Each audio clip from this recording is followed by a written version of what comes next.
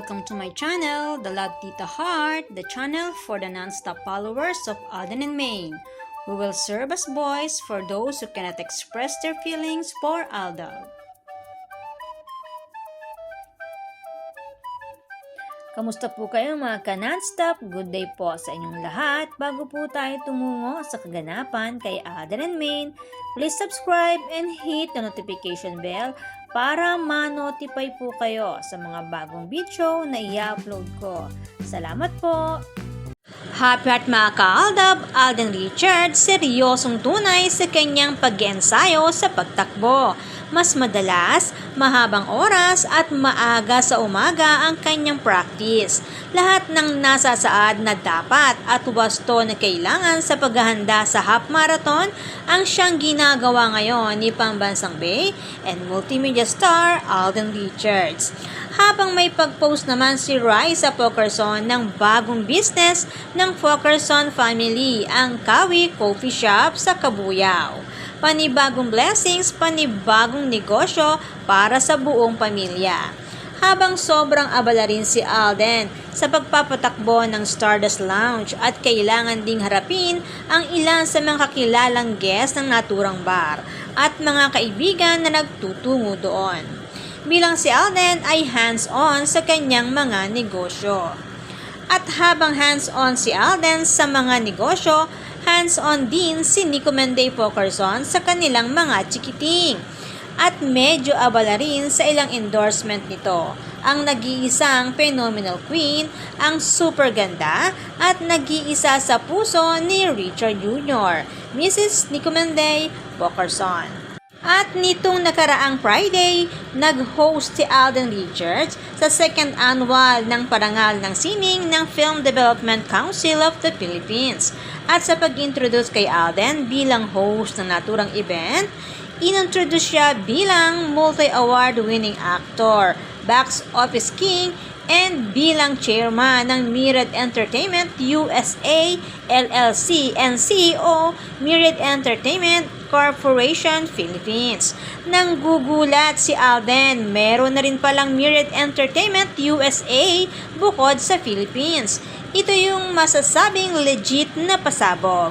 Bukod sa CEO ng Myriad Entertainment Philippines, meron na rin palang Myriad Entertainment USA.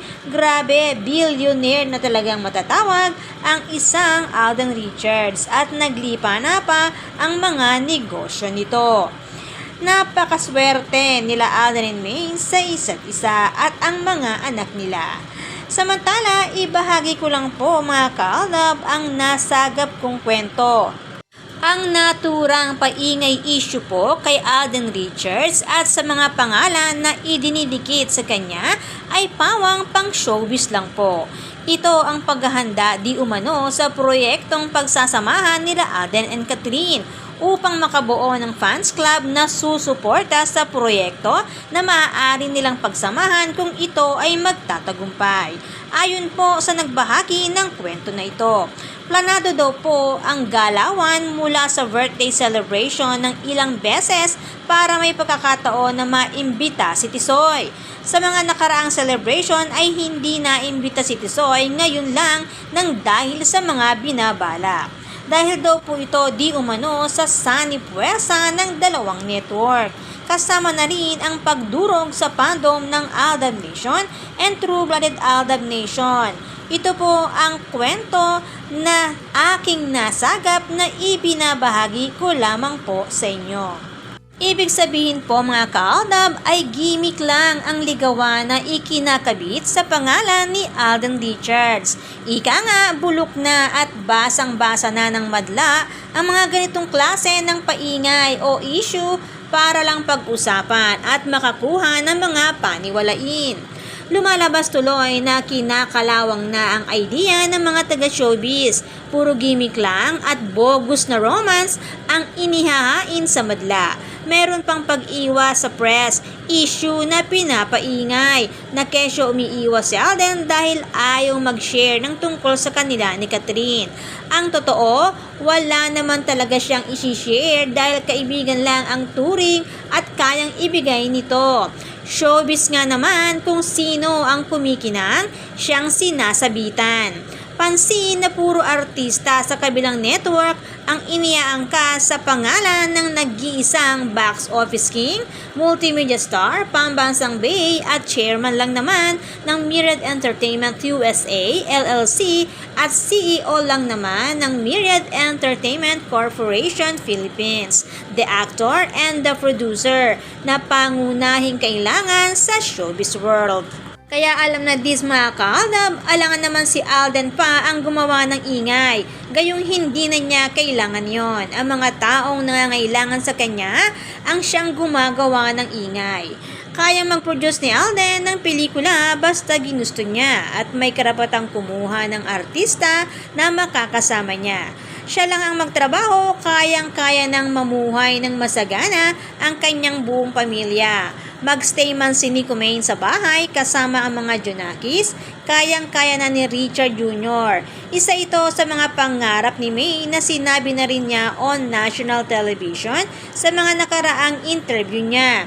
Nais niya na maging hands-on sa pag-aalaga kay Richard Jr. at sa mga magiging anak nila. Kaya naman sa nakaraang interview ni Alden sa kanyang Thanksgiving na ginanap sa Stardust Lounge, inexplain niya na prepared ni Maine ang mag-focus sa family. Sabi nga ni Maine, tapos na siya sa karir. Family na ang gusto niyang tutukan. Kaya naman pag-aalaga na lang kay Richard Jr. at sa mga Junakis nila ang ina at tupag ng gusto ni Maine. Ika nga ni Alden, private life is a peaceful life. Kaya nga sabi ng ating mga ka-admin ng True-Blooded Aldab Nation, deadma lang sa mga sarswela. Ang takot lang ni Tisoy kay Mengay.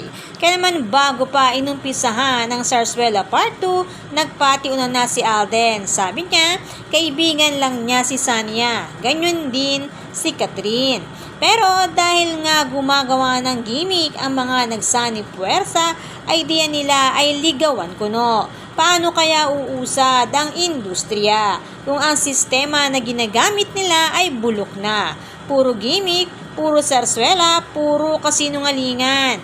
Ang sigaw ng mga netizen, umay na, pwede bang magpakatotoo? Kung di kalidad ang pelikula at maganda ang istorya at mahuhusay ang gaganap, siguro naman pwedeng ilako o ipromote nang wala ng gimmick pa.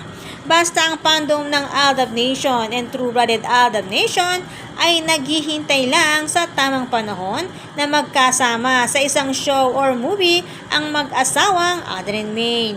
Wait lang sila dahil abala pa si Mrs. Nico Menday Pokerson sa mga chikiting nila. Kaya naman, good vibes lang po tayo magka-non-stop. Salamat po sa lahat na nag-comments at sa lahat po ng buong pusong nagmamahal at sumusuporta kay Alden and Maine. Salamat po sa lahat ng subscribers. Shout out po sa inyong lahat. Thanks and God bless everyone! Salamat po sa lahat na comment. Shout out po sa inyong lahat. Sorry po, hindi ko na po kayo iisa-isahin. Sobrang dami po ninyo. Patunay lamang po ito na talagang lumalakas lalo at sumisigla ang buong fandom sa ganitong pagkakataon. Salamat po sa inyong lahat. Aldab lang ang malakas. Hangad ko po ang magandang kalusugan para po sa inyong lahat. Salamat po Aldab Nation and True-Blooded Aldab Nation. Thanks, stay safe, and God bless everyone!